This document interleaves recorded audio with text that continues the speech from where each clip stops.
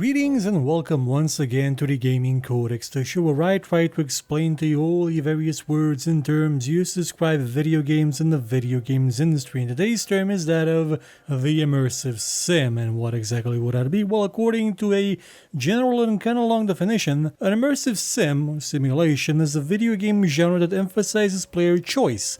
Its core defining trait is the use of simulated systems that respond to a variety of player actions, which combined with a comparatively broad array of player abilities allow the game to support varied and creative solutions to problems as well as emerging gameplay beyond what has been explicitly designed by the developer. That's a lot to unpack. There are a couple of core ideas that define a immersive sim. One of them is the game being built through systems interacting with other systems. And these systems have at their core the goal of creating a world that is meant to be a world first and foremost, and secondly, a play area. It is something meant to be believable. It is something meant to allow interaction between the player and the world and everything in it in logical ways. Ways that seem natural or are at least consistent with the ideas of this world, with the rules of the world that, again, being set up by a system is something that kind of is enforced on every other character, not just the player. Immersive Sims are games that really take things to the next level in terms of consistency, in terms of making you think that you're in here as a character in this world, not as the player. That way they minimize things like QuickTime events, on-screen button prompts in general, and scripting to the point where you feel like nothing that you do actually matters or has any point, because the game will always just do what it wants to. Immersive Sims are quite famous for how easily they can be broken because they rely on systems within systems. And thusly, games tend to give you certain traits or abilities that may allow you to circumvent the levels in ways that maybe the developer did not think through, but is actually quite reasonable when you consider what exactly you have at your disposal. Though it will sometimes require some clipping through the environment, which is not really the best way to showcase the consistency of a world, but it does showcase the core idea that you're free to do as you please within this world. Immersive Sims got their start really with Ultima Underworld, because it was a game that really put you in the shoes of a character living in that world and never tried to take you out of the experience, for the most part. Pretty much every game that the Looking Glass tried to make back in the day was an immersive sim. They all had the same core idea of you as a player being a part of this world and interacting with it in ways that seemed natural. Now granted, these weren't the first games to try this, but they were the first ones to try it and give you all the tools to the kingdom,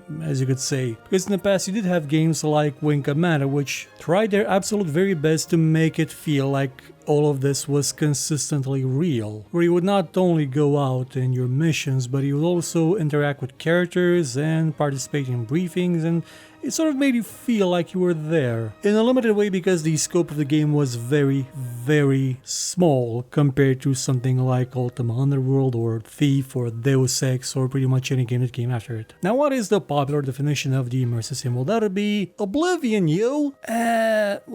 Not really so much. The Elder Scrolls series was definitely absolutely inspired by the immersive sim genre, especially Ultima Underworld. And it did get quite close to being one, I mean absolutely, with Morrowind. Morrowind is as close as the series ever got to being an immersive sim, but I wouldn't necessarily say that it was one due to it having a very, very large focus on statistics rather than interaction with the world in a direct way, and on having really very badly made characters in the sense that they would stay out day and night in the same place for no reason. Now, of course, this was corrected in later games like Skyrim and Oblivion, where they had the Radiant AI which let them move around a bit, but in the process of going from one game to another, the series lost a bunch of things that really makes an immersive sim. The immersion, the idea that you are a character in this world. Now, you have things like the compass, the ever-encompassing compass that would always lead you to the exact character you wanted to find,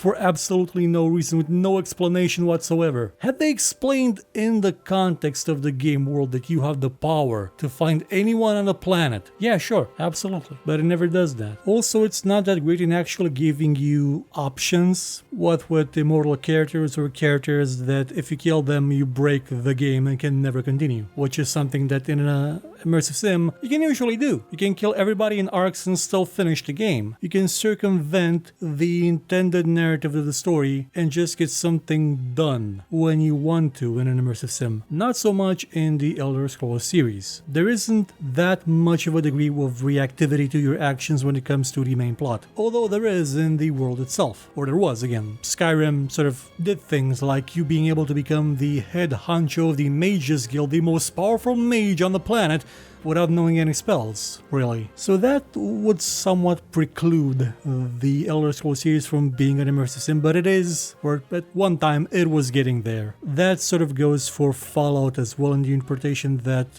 was given to the series by Bethesda. As for the older ones, well, one of the core ideas of the immersive sim is that you are in the character's shoes, and in Fallout, you're usually above them, giving commands and using a lot of abstraction to actually achieve your goals. But that's more of a form thing rather than an intent or implementation thing. So they kinda used to be closer to being immersive sims than they are now. Lastly, the marketing definition of the immersive sim would be, oh, we totally market these properly and never screw them at every opportunity just because we're colossal dicks for some reason. It is astounding to see just how much dickery there is in the industry for this genre for some reason. Now, on the one hand, I could get it if it was just Bethesda. I mean, they may have something against Arcane, which is why they basically didn't market Prey or Dishonored 2 at all and left them to flounder about lonely and miserable. Because, I don't know, maybe they were too busy releasing Skyrim again for the 5th time on the 5th platform of the 5th year of the 5th day. I think they were trying to make some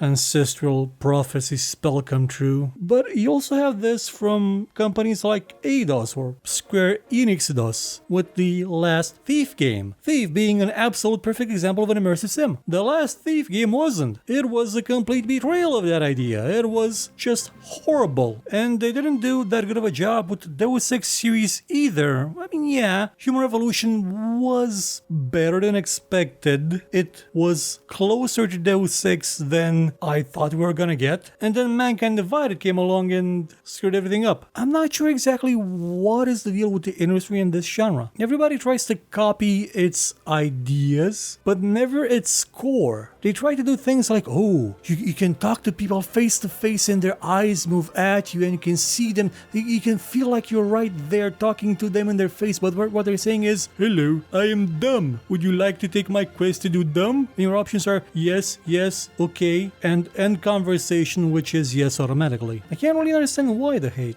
It's probably because at a certain level, maybe they understand that these games try a bit more than their regular games to, achieve something, and if they're successful and people like them, then that means that their main games will have to put more effort as well into being more similar, which isn't as convenient as porting Skyrim again to watches and toasters and that cat you found yesterday. So closes this edition of the Gaming Codex. Come back next time and we will talk about a brand new subject. Goodbye.